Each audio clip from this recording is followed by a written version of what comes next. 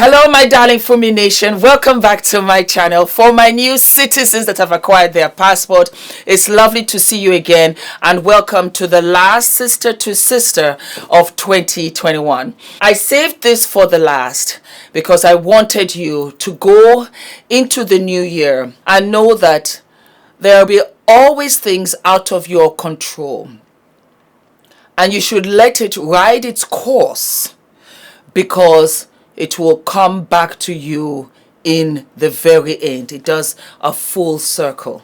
Today's episode is all about betrayal and karma.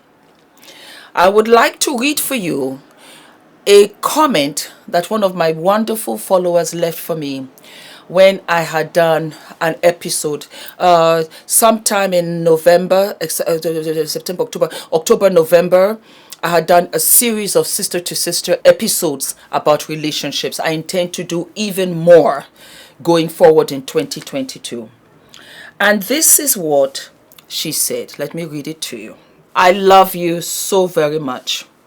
You speak directly to me. You came at a crucial time in my life. I turned 50 and got diagnosed with breast cancer within 2 months in 2020 and a breakup during treatment. I still struggle with the betrayal more than the cancer, but I'm getting stronger. I truly appreciate you. It stopped me right in my tracks. She's still struggling with the betrayal more than the cancer that could potentially kill her. That is how intense betrayal is. But I want to give you some advice. For those that have been betrayed, and I think all of us have at one point in time, never ever seek revenge. It's a waste of your energy.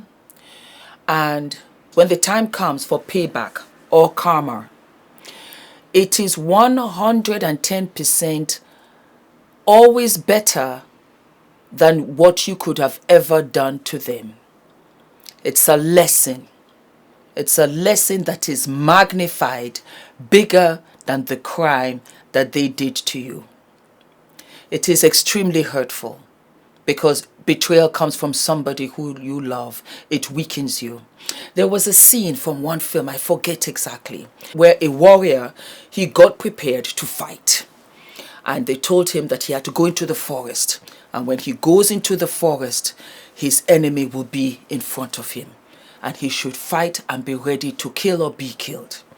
And he put up on his armor, filed his knives, and he went. He was ready. He was strong. He was capable. He was very capable. Up until he got into the forest and the light flashed for him to see his enemy. And it was his friend. It so paralyzed him that he dropped his knife. He was so betrayed. It was so unexpected that it weakened him. And I think that is what it is for us. When you have that betrayal, it leaves you speechless. It leaves you up at night. And you say to yourself, how? You try to do the scene 1,000,000 times over. What did I miss? How I couldn't see it? What is it I didn't see? And I have told you many times, because this is my personal experience, for the last 10 years for sure, for the last 10 years, I have been very comfortable. I have an open door policy. You can come and you can go. I won't chase after you and I won't make you stay. Because for whatever reason you are in my life, even but for a time, is for a purpose. And when that time ends, for whatever reason, I wish you well and I let you go. Why? Let me recite a poem for you that will most probably better explain. Don't worry about the people God has removed from your life. He heard conversations you didn't, saw things you couldn't, and made moves that you wouldn't. Because our emotions clouds our judgment, especially with those that we love. And so you don't see things, or you refuse to see things, or you excuse them away. And so it becomes a situation where further down the line is going to really impact you. And what does God do? He reveals them to you. And when he reveals them, it is in such an impactful and painful way. Our translation is betrayal. But this person has been betraying you for a long time. It didn't just happen overnight. This person has not been riding with you for a long time. And because he knew that you would not make the moves and that you would excuse them, he made their colors as vivid as a peacock to show you that this person is not your friend, does not love you, and does not mean you well. The other side of betrayal is hurt, because you move on and it paralyzes you for a while. For however long, it paralyzes you. You can't believe it. And because of that, you are distant to certain people, situations. It's so painful, you just can't take that road again. It's very difficult for you to bounce back. And you always hold that in your heart. More often than not, you will tell anybody who will listen about the pain and the anguish, just like this woman who had said that the betrayal is what she's struggling with, so much more than cancer. And with cancer, you're doing chemo. You're doing serious chemo where your hair is falling out, your bones are brittle. It's a painful procedure. And yet, the betrayal was what she was struggling with. I get it. I get it, my darlings, because it has happened to me. And so, I want to let you know, never, ever, ever waste your energy and time trying to seek revenge. Your time will come. I promise you. And I know it's hard for you to believe it, but your time will come. Because you know what? You see, good people are good people. That is for sure. And again, I'm going to recite something to you because I want to feed you. I want to nourish you with promise. I want to nourish you that you are not alone. You are never alone. You're always being taken care of, even though it might not see it. You better watch out for those people that bounce back from everything that was meant to destroy them. Those are God's people, and they are not to be messed with, because you will always be taken care of. And as intense as whatever you are going through, you will bounce back, because you're God's own child and you are good people, and you're always protected, even where you think that you're exposed. Betrayal is tough. It's intense. And so that brings me to what? That brings me to story time. Ula and I had gotten married, and right away, being 40, we had tried for a child. Dr. Åge was my doctor in Norway, a wonderful doctor, wonderful man. I don't know whether he's still practicing. And it was with him that I had done my first cycle of IVF.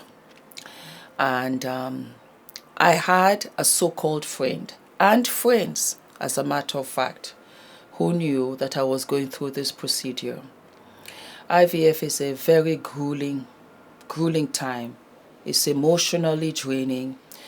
It is mentally nerve-wracking, and it's a hard time. It's like gambling in Vegas, and you're truly hoping to win first round out. Anyway, the IVF was successful. And till this very day, and I've said it many times on my channel, that when I look at North, Kim Kardashian's daughter, and I look at the Duchess of Cambridge's son, George, I always remember what could have been, what would have been, because we were all pregnant in the December of 2012.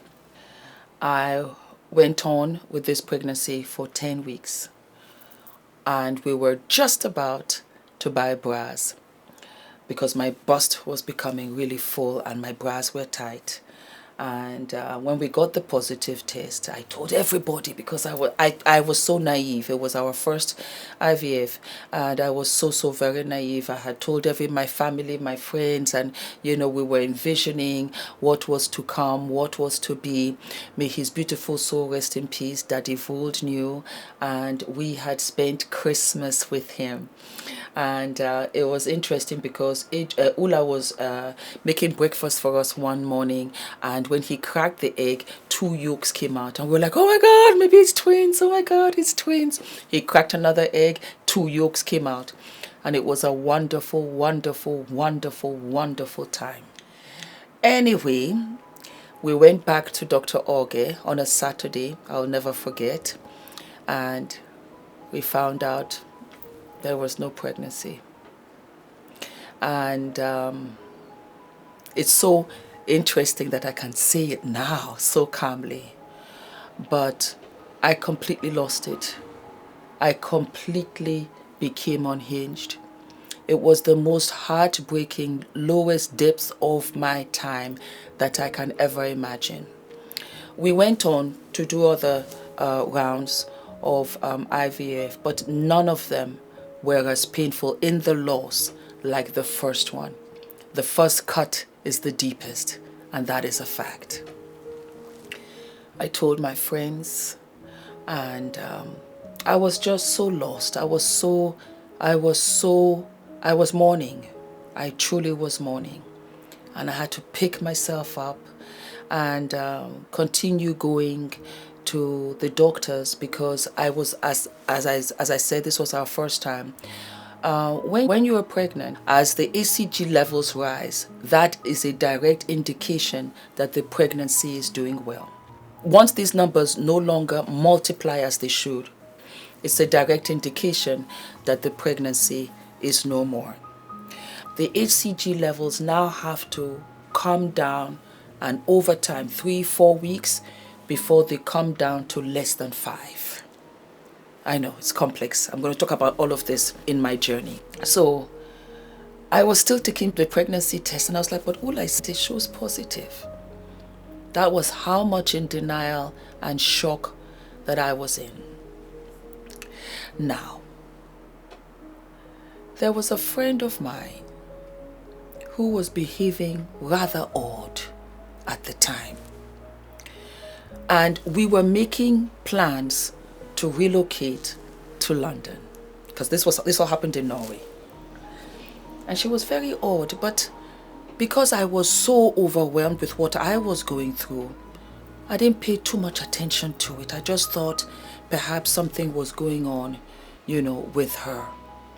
But I mentally, physically, emotionally just couldn't, juggle the two. I was very, very down. Anyway, as time went by, it became very, very obvious that she was angry with me for something. I didn't know why. I tried to rack my brains.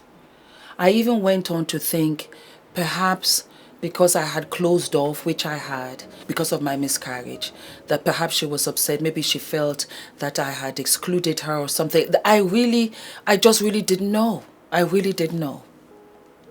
Months after, came to find out,